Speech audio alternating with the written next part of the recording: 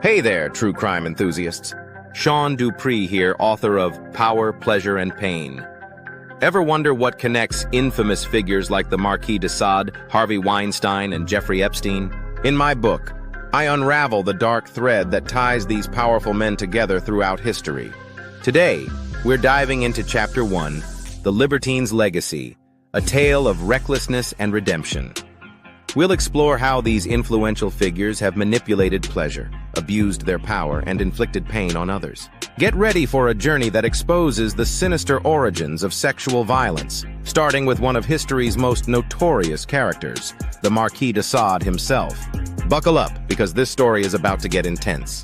In Chapter 1, The Libertine's Legacy, a tale of recklessness and redemption, we journey back to 18th century France, where the seeds of exploitation were sown in the decadent world of aristocracy.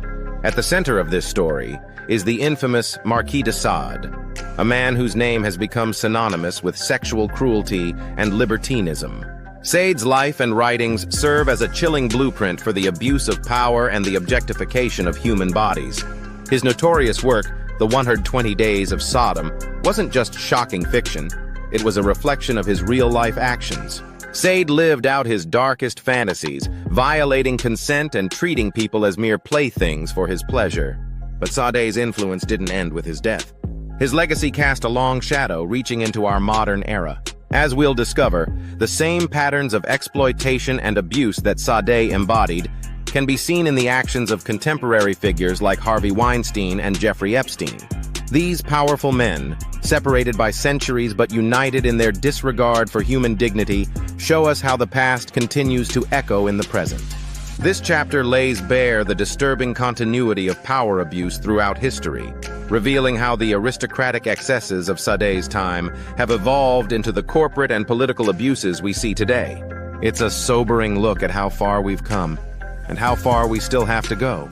Marquis de Sade's legacy casts a long shadow, reaching far beyond 18th century France to influence modern-day exploiters. His acts of cruelty and exploitation set a disturbing precedent that we still see echoed in our world today. Consider Harvey Weinstein, a once powerful Hollywood producer whose years of unchecked abuse were finally exposed during the Me Too movement. Weinstein, like Sade, used his position of power to manipulate and exploit those beneath him in the industry hierarchy. Then there's Jeffrey Epstein, a financier who built a vast network of influence that he used to run a horrific sex trafficking ring. Epstein's case draws eerie parallels to Sade's life, showcasing how wealth and connections can shield predators from consequences for far too long. Both men treated human bodies as mere objects for their pleasure, disregarding the pain and trauma they inflicted on their victims. What's truly chilling is how these powerful figures managed to operate in plain sight for years. Sade's aristocratic status protected him from serious repercussions, just as Weinstein's Hollywood clout and Epstein's financial influence allowed them to evade justice for decades. This pattern of powerful men abusing their status to exploit others is a recurring theme throughout history. The normalization of these power dynamics is precisely why figures like Sade, Weinstein, and Epstein were able to continue their abuse for so long. Society often turns a blind eye to the misdeeds of the powerful, whether out of fear, complicity, or a misguided sense of reverence for status and wealth.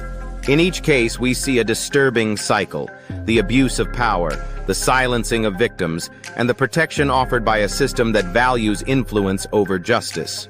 From Sade's time to our own, the structures that allow such abuse to flourish have remained frustratingly intact.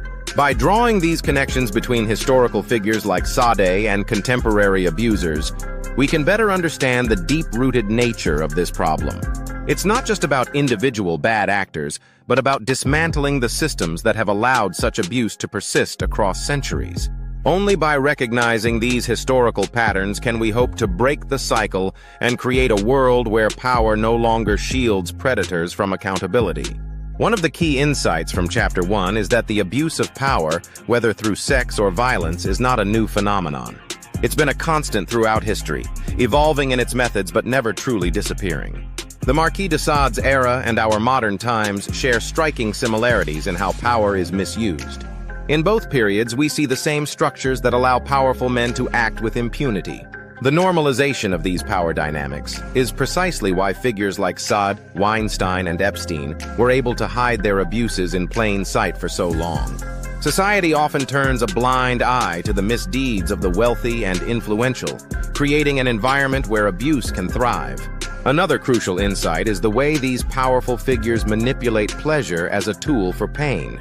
They use their status and resources to create situations where victims feel compelled to comply or are unable to speak out. This pattern repeats itself across centuries, from the aristocratic libertines of Sade's time to the Hollywood moguls and financiers of today. The book also delves into how these abusers often justify their actions through a distorted worldview. They see themselves as above societal norms and laws, much like Sade did in his writings and personal life. This sense of exceptionalism is a common thread linking historical and contemporary abusers. Understanding these historical connections is vital because it helps us recognize and combat these patterns in our own time. By studying the past, we can better identify the warning signs and work towards dismantling the systems that protect abusers. Have you ever wondered how these high-profile figures managed to evade justice for so long? It's a question that haunts us as we uncover more scandals. What is it about power and wealth that seems to grant immunity from the law? Is it the influence they wield, the connections they've built, or something deeper in our society? I want to hear your thoughts on this. What do you think allows these powerful individuals to hide their crimes in plain sight? How can we as a society work to change this pattern? Join the conversation on social media using the hashtags #PowerAbuse and #HistoryRepeats. Share your insights, experiences, or ideas for solutions. Let's start a dialogue about how we can stop these abuses of power and why understanding the historical context is crucial for making real change. Your voice matters in this conversation. By sharing your thoughts, you're contributing to a broader understanding of these complex issues. Together, we can work towards a future where power doesn't equal impunity. If you're intrigued by the connections between these historical and modern figures, I invite you to dive deeper into my book, Power, Pleasure, and Pain. What we've discussed today only scratches the surface of this complex and disturbing topic. In the rest of the book, we explore even more high-profile figures and scandals that have shaped our society. From Epstein's extensive connections with global elites to the lasting influence of Sade's philosophy on modern abuse cases, Power, Pleasure, and Pain offers a comprehensive look at how power has been wielded and abused throughout history. You'll gain insights into the psychology behind these actions and the societal structures that have allowed them to persist. By understanding these historical patterns, we can better recognize and combat abuse in our own time. The book doesn't just recount history. It provides a framework for identifying and addressing similar issues in the present day. Ready to uncover the full story of how power, pleasure, and pain have been manipulated throughout history? Head over to powerpleasurepainbook.com and get your copy now. Whether you prefer a physical book, ebook, or audiobook, you'll find a format that suits your needs. Don't miss this opportunity to arm yourself with knowledge and join the conversation about power dynamics in our society. Thanks for joining me today as we explored the dark legacy of figures like Marquis de Sade and his modern counterparts. We've seen how the abuse of power and exploitation has persisted throughout history, from 18th century France to today's headlines. Remember, this is just the beginning of our journey through power, pleasure, and pain. In our next episode, we'll delve into Chapter 2, uncovering more shocking connections between historical and contemporary abusers. Don't miss it. Make sure to subscribe to the podcast now. And if you're ready to dive deeper into this fascinating and disturbing world, grab your copy of Power, Pleasure, and Pain today. Together, we can continue this crucial conversation and work towards meaningful change in our society. Until next time, keep questioning, keep learning, and let's make a difference.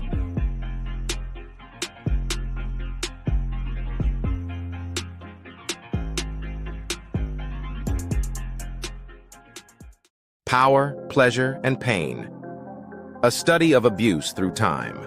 This book provides a detailed examination of how sexual violence and power dynamics have manifested across different historical periods, from ancient civilizations to the modern era. It explores how figures in positions of power used their influence to manipulate and exploit others, showing that the patterns of abuse conflicts we see today have deep historical roots. Many people struggle to grasp why abuse of power, particularly sexual violence, persists in modern society. By connecting historical events with contemporary cases, the book offers crucial insights into why such behaviors remain prevalent. The book analyzes infamous cases such as those of Harvey Weinstein, R. Kelly, and Dominique Pellicotte, drawing parallels between them and historical figures. This section highlights how the systemic abuse seen in recent times is not a new phenomenon, but part of an ongoing cultural issue. Through the lens of these modern examples, readers will gain a better understanding of how institutions, wealth, and power have historically shielded perpetrators from justice, contributing to their ability to continue harming others. The book explores the philosophy of libertarianism, particularly through the works of Marquis de Sade, to explain the disturbing ways in which pleasure, power, and cruelty have been intertwined. This provides readers with a deeper philosophical context to interpret modern-day scandals. Unlike other studies that focus solely on historical or contemporary cases, this book uniquely blends both, offering a full spectrum of how abuse is tied to power dynamics. It stands out by making philosophical connections that help readers understand the deeper societal issues at play.